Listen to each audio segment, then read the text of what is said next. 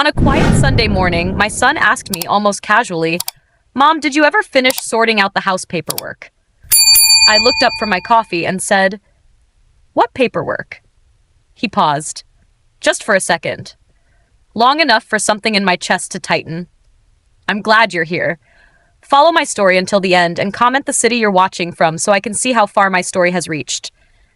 That Sunday had started like so many others, the kind of morning I used to treasure. The house was still, no traffic noise, no phone ringing, just the soft hum of the refrigerator and sunlight stretching across the kitchen floor. I had lived in that house for 34 years, long enough to know every loose floorboard, long enough to remember which window whistled when the wind came from the west. At 71, I didn't need much.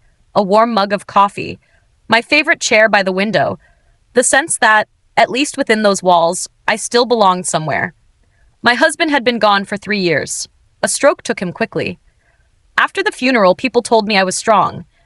I never corrected them. Strength, at my age, mostly looks like silence. It looks like learning how to sit alone without calling it loneliness. My son had been stopping by more often lately, always polite, always in a hurry. He would glance around the house the way people do when they're mentally rearranging furniture that isn't theirs. I noticed it, but I didn't question it. He was my child. I trusted him. That's what mothers do, even when they shouldn't. When he asked about the paperwork, I laughed a little and said, "Your father handled all of that years ago." He nodded, but his eyes didn't meet mine. We talked about small things after that. The weather, gas prices, how his wife had started a new job, but the air felt different, thinner somehow, like something important had already been said, even though neither of us had named it. After he left, I stood at the kitchen sink longer than necessary, staring out at the backyard. The oak tree my husband planted when our son was 10 still cast the same shadow across the grass. Nothing looked different. And yet, something felt off. Later that afternoon, I went through the mail. Bills, a grocery flyer, a bank envelope I didn't recognize. I almost set it aside, thinking it must have been sent by mistake. But my name was printed clearly on the front, my full legal name. Inside was a notice, plain language, no emotion, just facts, account information, property reference numbers, words like ownership and authorization. I read it once, then again. According to that letter, the house I was standing in wasn't listed under my name anymore. Not fully, not the way it should have been. I sat down at the dining table and placed the paper flat in front of me, smoothing it carefully, the way I used to smooth my son's homework when he was little. My hands didn't shake. That came later. At first, I told myself there had to be a mistake. Banks made errors, offices mixed things up. I'd probably signed something years ago and forgotten. That happens when you get older, people like to remind you. But deep down, another thought had already begun to form. Quiet. Unwelcome. I replayed conversations from the past year, documents my son had asked me to sign just to make things easier, appointments he'd offered to handle for me, times I'd trusted his voice more than my own instincts. The house was still quiet. Too quiet. Even for a Sunday. That was the moment I understood that something important had changed. Not all at once. Not dramatically. Just enough for me to realize that the life I thought I was living might not be the one written down on paper anymore. And I knew then that I needed answers. The next few days passed quietly, but the silence felt heavier than before. I went back to my routines because that's what I'd always done. At my age, routine is a form of balance. You don't rush toward answers. You let them come to you. I woke up early each morning, before the sun fully rose. The house was cold in that pre-dawn way, even in late spring.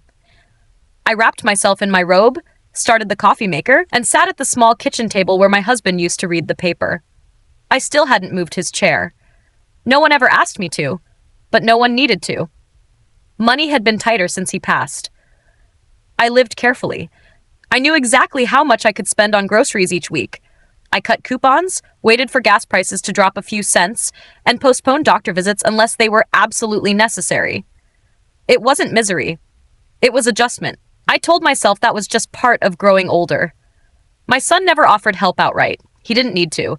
He'd say things like, "Let me handle that for you." Or, "This will be easier if it's all under one account." His voice was always calm, reassuring. I didn't hear urgency in it at the time. Looking back, I realized how often he'd positioned himself between me and paperwork. Bank statements redirected. Mail he picked up for me when I was sick. Documents he explained quickly, tapping the signature line with his finger, telling me it was routine, nothing to worry about. I trusted him. After all, I'd trusted him with scraped knees, broken hearts, and every fear he had as a child. Signing a paper felt small compared to that. One afternoon, I drove to the grocery store and sat in the parking lot longer than usual, hands resting on the steering wheel. I watched other people load their cars. Couples. Mothers with grown daughters. I wondered how many of them assumed the ground beneath them was solid, simply because it always had been. At home, I pulled out an old folder from the hall closet, the one labeled House. Inside were yellowed documents, folded letters, and handwritten notes from my husband. He was meticulous. He liked things in order. Dates, initials, copies of everything. I spread the papers across the dining table and took my time. I didn't rush. I didn't panic. I read slowly, line by line, like I was studying something new. The names didn't match what I'd seen on the bank notice. There were signatures I recognized as mine. Or at least they looked like mine. Some were from years ago. Some were more recent. Dates I remembered vaguely. Days when I'd been tired, distracted, grieving. I thought about the weeks after my husband died, how foggy everything had felt, how people spoke to me gently like I might break, how relieved I was when someone said, "I'll take care of this for you." The house creaked as it always did when the afternoon heat settled in. That sound used to comfort me. That day, it felt like the house was reminding me it had been there longer than any promise made quietly across a table. I didn't call my son. Not yet. Instead, I folded the papers back into the folder and placed it exactly where it had been. I washed the dishes. Water running too long. Soap bubbles slipping down the drain. That evening, I sat alone in the living room as the sky darkened. The lamp cast the same warm glow it always had. Nothing looked stolen. Nothing looked changed. But I knew now that something fundamental had shifted. Whatever had been done hadn't happened overnight. It had been layered, gradual, built on trust I'd given freely. And for the first time since my husband's funeral, I felt something other than grief. I felt alert. The following weekend, my son invited me to dinner. He said it casually, like it was an afterthought. "We haven't sat down together in a while," he told me. "It would be nice." I arrived just before 6. I brought a small pie from the bakery, the kind my husband used to like. Their house was neat, too neat. Nothing out of place, no personal clutter. It felt staged, the way model homes do. My daughter-in-law greeted me with a smile that didn't quite reach her eyes. She hugged me lightly, careful not to wrinkle her blouse. "You didn't have to bring anything," she said, already turning away. Dinner was polite, quiet. The kind of meal where everyone chews slowly and speaks carefully. They talked about work, about traffic, about a neighbor who'd planted the wrong kind of tree near the fence. I listened and nodded, adding a comment now and then, just enough to seem present. No one mentioned the house. Halfway through the meal, my daughter-in-law said, "We've been thinking about renovations." She said it casually, passing the salad bowl. Nothing major, just some updates. I looked up. "Renovations?" I asked. She smiled. "You know, long-term planning." My son cleared his throat. "It's just ideas," he said quickly. "Nothing set in stone." I didn't ask what stone they were talking about. Instead, I asked how work was going. I asked about their dog. I kept my voice steady, but I watched them more closely than before. The way my son avoided my eyes when money came up. The way my daughter-in-law leaned in when he spoke, as if guiding the conversation without words. After dinner, we moved to the living room. My daughter-in-law brought out papers from a drawer. "Just some things we're organizing," she said, stacking them neatly on the coffee table. "House stuff can get confusing." I felt my stomach tighten, but my face didn't change. My son picked up one of the papers and glanced at it, then put it back down. "We'll take care of it," he said. "You don't need to worry about these things anymore." That sentence stayed with me. You don't need to worry anymore. I had worried my entire life about scraped knees, about report cards, about keeping the lights on during lean years. Worry hadn't left me just because I'd grown older. I smiled and nodded. "That's good," I said. "I'm glad you're on top of it." They seemed relieved by that, like they'd been bracing for something that never came. When I left, my daughter-in-law hugged me again, a little tighter this time. "Try not to stress," she said softly. "We just want what's best for everyone." I drove home slowly. The streets were dark, familiar. Each turn led me closer to the house I'd lived in for decades. The porch light was still on. I'd forgotten to turn it off. Inside, the air smelled like old wood and lemon cleaner.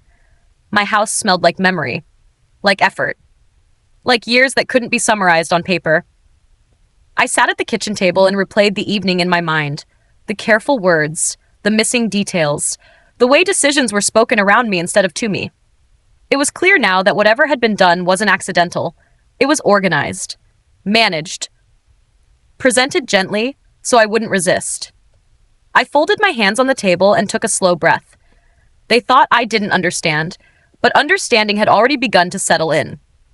The next morning, I woke earlier than usual, not because of worry, but because my mind felt unusually clear, the kind of clarity that comes after something finally clicks into place. I made my coffee and sat at the kitchen table, the same one I'd sat at the night before. Sunlight crept in slowly through the curtains. Everything looked normal, and that was what unsettled me most. I kept thinking about my daughter-in-law's words. Long-term planning. Planning usually happens with the owner in the room. Later that day, I drove to the county records office. I told myself I was just being careful, that it was better to check than to imagine things that weren't real.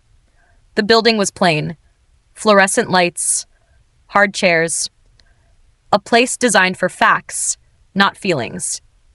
When it was my turn, I handed over my ID and said I needed to look up property records for my address. The clerk typed for a few seconds, clicked the mouse, then turned the screen slightly toward me. I didn't understand everything I saw, but I understood enough. My name was there, and it wasn't. The ownership was listed differently than I remembered. A percentage here, another name added there. Changes dated over the past 2 years. Nothing illegal on the surface. Everything filed properly. Quietly. I thanked the clerk and walked out without asking questions. My legs felt steady. My hands did not. Back in the car, I sat with the engine off, staring straight ahead. I thought about the times my son had driven me to appointments because I didn't feel well. The days he'd said, "Let me take care of that, Mom." The moments I'd been grateful not to have to think. At home, I pulled out my calendar from 2 years ago. I flipped through the pages slowly. Doctor visits, physical therapy sessions, days marked with small notes like tired or rest.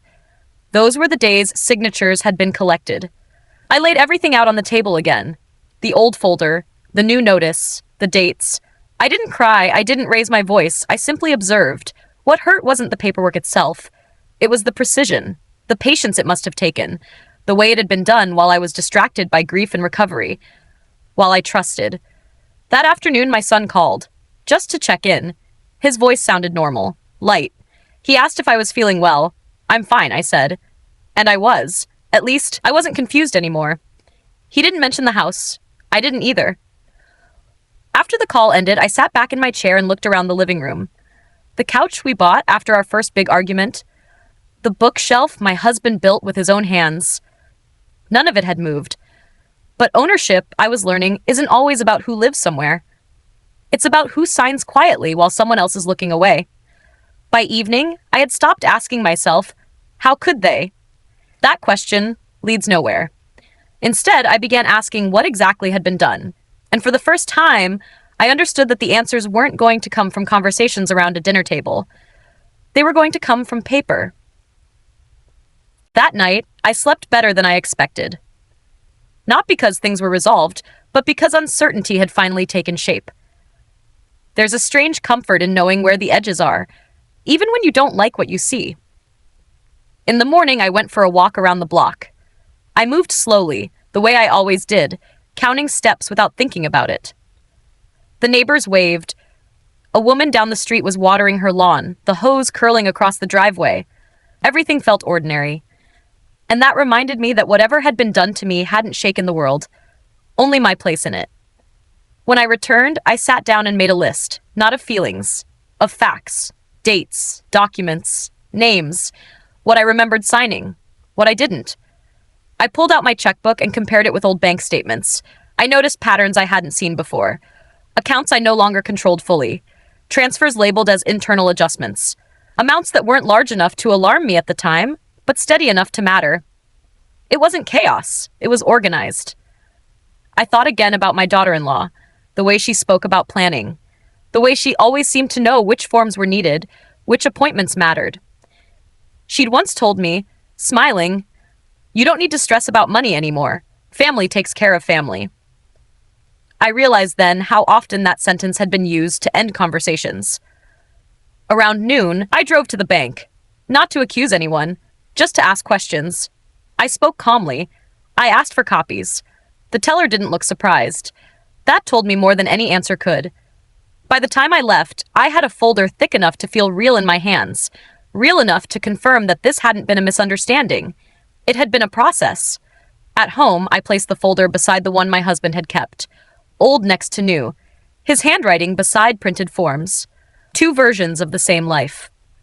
I sat there for a long time, long enough for the afternoon light to shift across the floor. I wasn't angry. Not yet. Anger requires shock. This felt different. This felt like recognition. I thought about calling my son. I even picked up the phone. But I set it back down. If I confronted him now, he would explain. He would reassure. He would say everything was done with good intentions. And I would be expected to accept that explanation, the way I always had.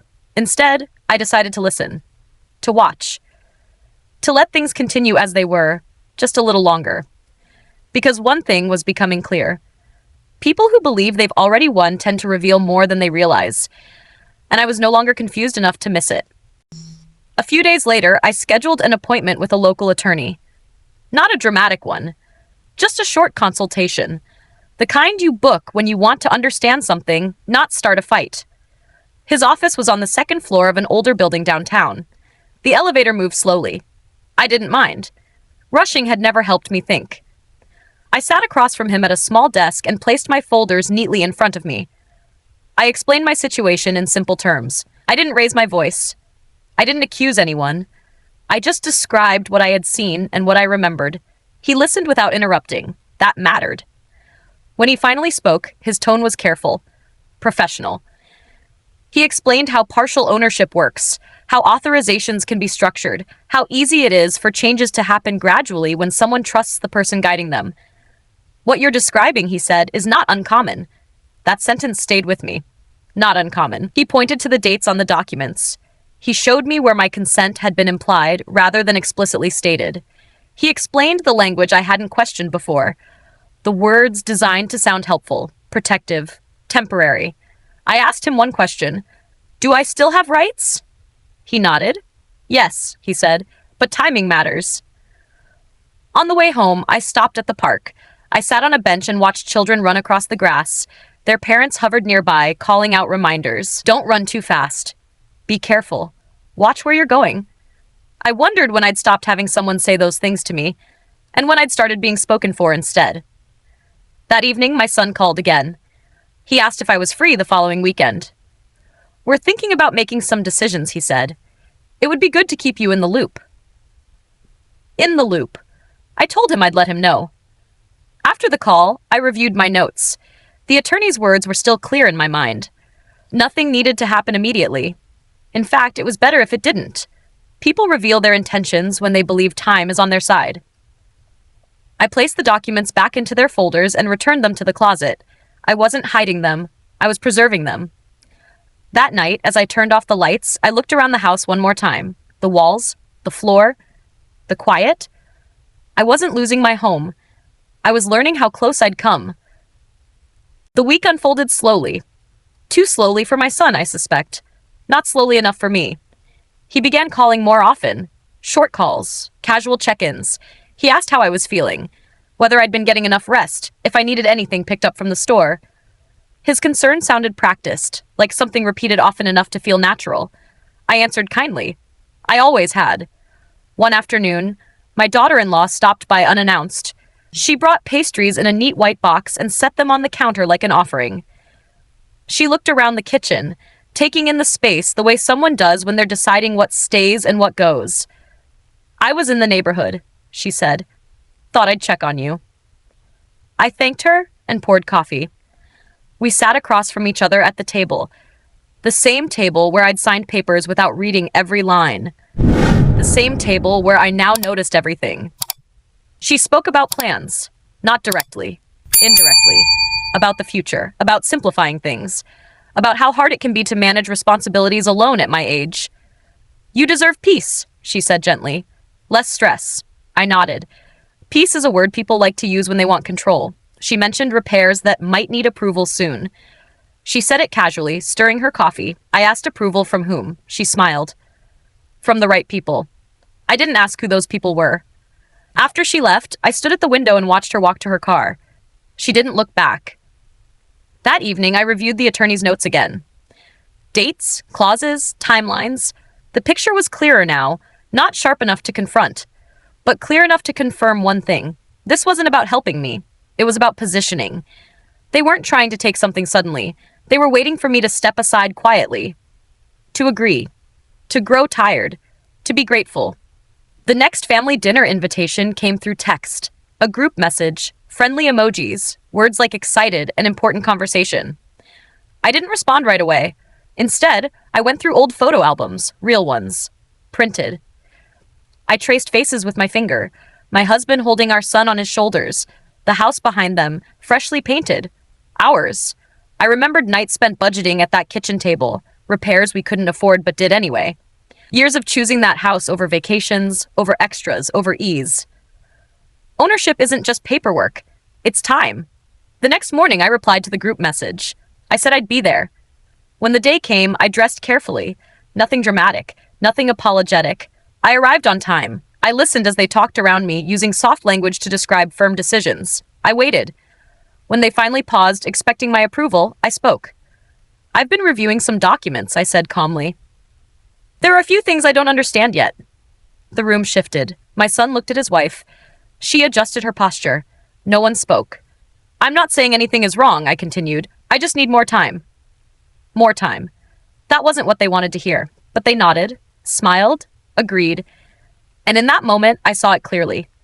They were afraid of time, and I had plenty of it. After that dinner, I started remembering things I hadn't questioned before. Not all at once. Memory doesn't work that way. It returns in pieces, usually when you're doing something ordinary. I was folding laundry when I remembered the afternoon my son brought over a stack of papers and said the bank needed updated records. I had just come back from physical therapy. My knee was aching. He told me to sit, to rest. He flipped pages quickly, explaining just enough to keep me from stopping him. Just formalities, he said. This keeps everything simple. I signed where he pointed. Another memory surfaced while I was washing dishes. The day my daughter-in-law offered to organize my mail. She said it was easy to miss important notices when you're overwhelmed. I thanked her. It felt like kindness then. I remembered how fewer envelopes started arriving after that. At night, I lay awake and replayed moments I'd brushed aside. Conversations where decisions were already made before I entered the room. Jokes about how stubborn I was, followed by laughter that softened the insult just enough. You're lucky to have us, she'd once said, smiling. I had smiled back. Luck. That word stayed with me. I thought about the year after my husband passed, how fragile everything had felt, how relieved I was when someone else said, I'll handle it. Grief makes you tired. Tired people don't argue. They agree. That was the year signatures appeared on documents I barely remembered signing. One afternoon, I pulled out an old notebook where I used to jot things down, appointments, grocery lists, notes to myself. I flipped through pages and saw reminders written in my own handwriting. Ask about deed. Review bank letter. Questions I'd meant to follow up on then hadn't. I circled them now, slowly, carefully. I wasn't angry at the woman I had been. She had been trying to survive. She had trusted the people she loved. That wasn't weakness. But it had been used. The phone rang that evening. My son again. He told me not to worry, that everything would be taken care of, that they just wanted to make sure I was comfortable. Comfort. Another word that can mean many things. I told him I appreciated the concern. I asked him how work was going. I kept my tone light. He relaxed when I did. I could hear it in his voice. After the call, I wrote down everything I remembered. Dates, phrases, promises. Not accusations, just facts. The picture that formed wasn't dramatic, it was methodical. They hadn't rushed me, they'd waited. They'd stepped in slowly, during moments when I was distracted, grieving, or grateful, each step small enough not to alarm me. Together, they changed everything.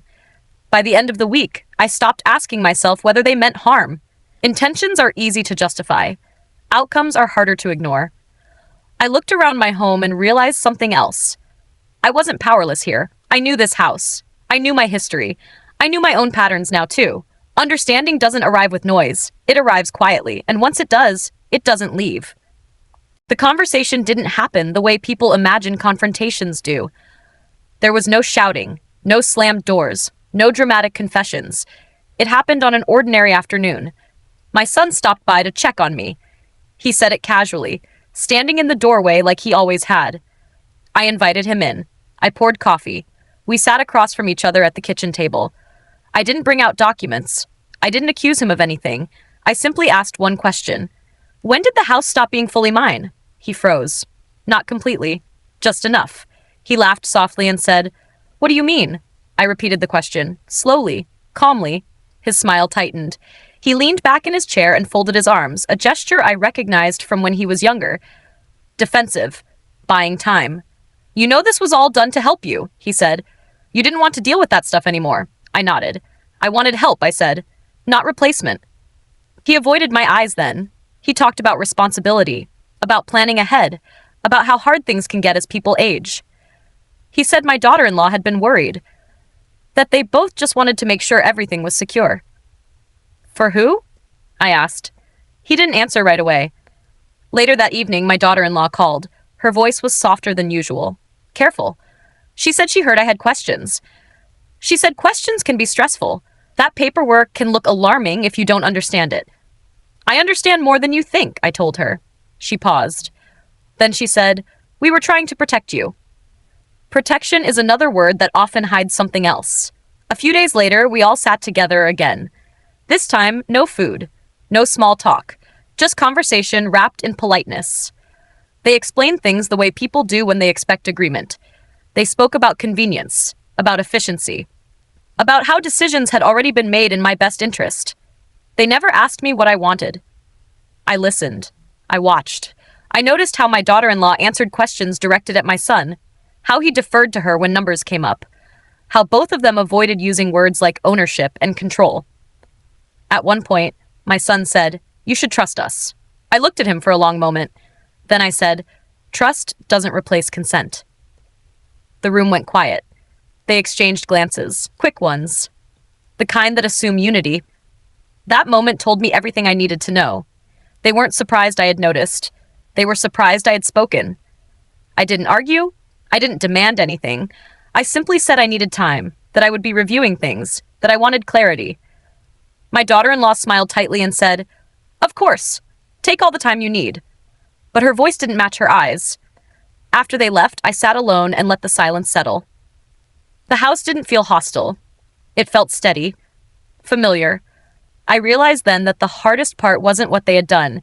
It was understanding that they had expected me to accept it quietly, and I wasn't going to do that.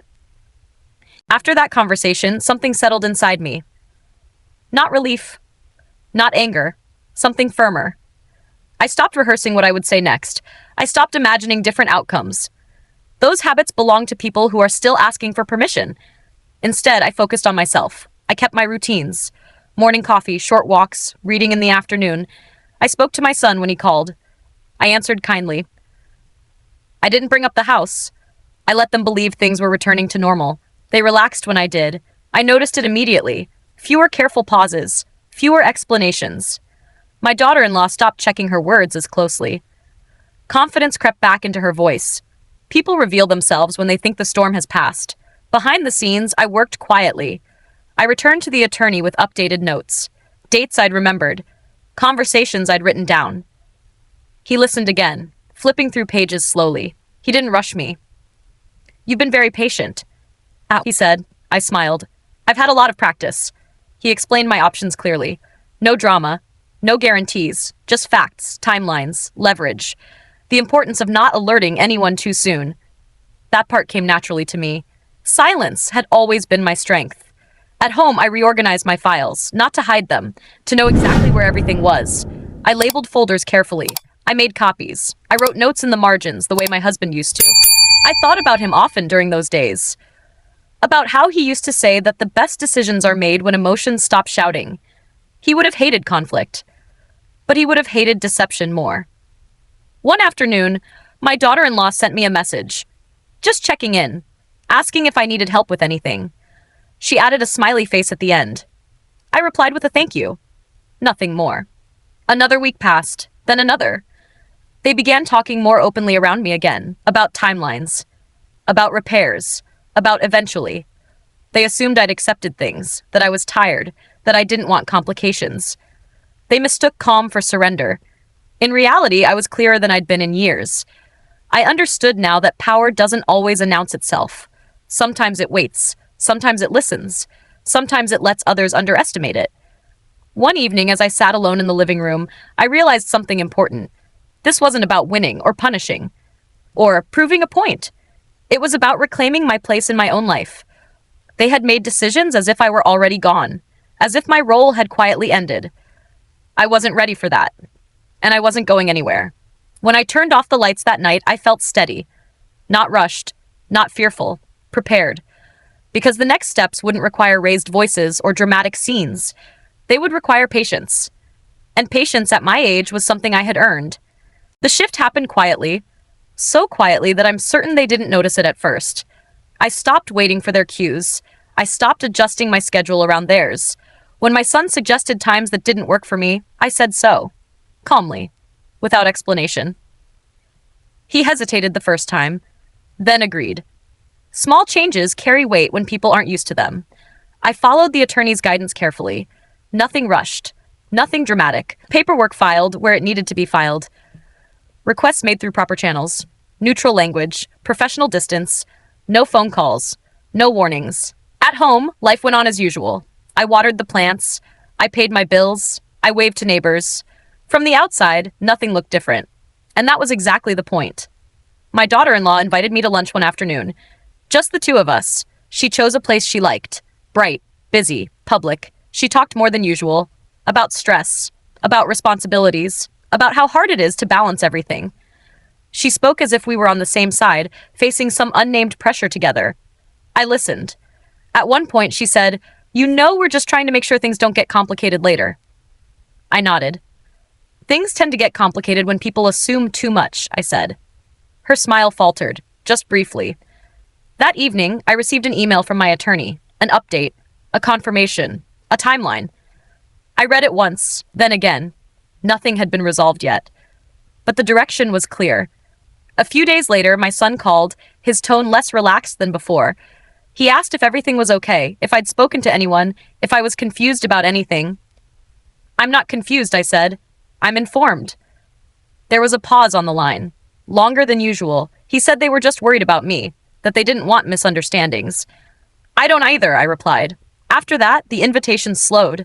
The casual drop-ins stopped. They were recalibrating. I could feel it. People do when they realize they no longer control the pace. At night, I sat in my living room and thought about the word invisible. How easily older women become that. How often people mistake quiet for absence. I wasn't invisible. I was simply no longer predictable. The house creaked the way it always had. The walls held decades of sound, laughter, arguments, apologies, growth. This was my space, my history. Whatever happened next wouldn't erase that. I didn't need to confront them again. The work was already in motion. Facts don't argue. They just exist. And existence, I was learning, is a powerful thing when acknowledged properly. I went to bed that night with the calm certainty that comes when you've stopped hoping someone else will do the right thing. I was doing it myself, quietly, legally, on my own terms. The letter arrived on a Thursday afternoon, plain envelope, my name typed neatly on the front, no urgency marked in red, no dramatic language. I knew what it was before I opened it. I sat at the kitchen table, the same place where so many decisions had quietly passed through my hands. I opened the envelope slowly and read every word. Then I read it again. The house was mine, fully, clearly, legally. Not because someone gave it back, not because anyone apologized, but because the truth had finally been placed where it belonged, on paper, in records, beyond interpretation. I folded the letter and set it down. I didn't cry. I didn't smile. I simply breathed. Later that evening, my son called. His voice sounded tired, older than I remembered. He asked if we could talk. We did, briefly, carefully. He said things hadn't gone the way they expected. He said there had been misunderstandings. He said they were trying to do what they thought was best. I listened. I didn't interrupt. When he finished, I said, "I believe you thought you were helping, but help doesn't remove choice." He didn't argue. He didn't apologize either. Some people aren't built for that. Some people aren't built for that. Afterward, I walked through the house room by room, not to inspect it, to remember it. The hallway where my son measured his height against the wall, the corner where my husband used to sit with his shoes half off, the window that still caught the afternoon light just right. Nothing had changed, and yet everything had. In the weeks that followed, life settled into a new rhythm. Quieter, clearer, boundaries gently redrawn without announcement. I still saw my son, less often, more honestly. My daughter-in-law remained polite, distant. I didn't chase closeness. I didn't demand repair. Some things can be mended. Others are simply understood and left where they are. One morning, I sat on the porch with my coffee and watched a young couple walk by with their child. The woman laughed.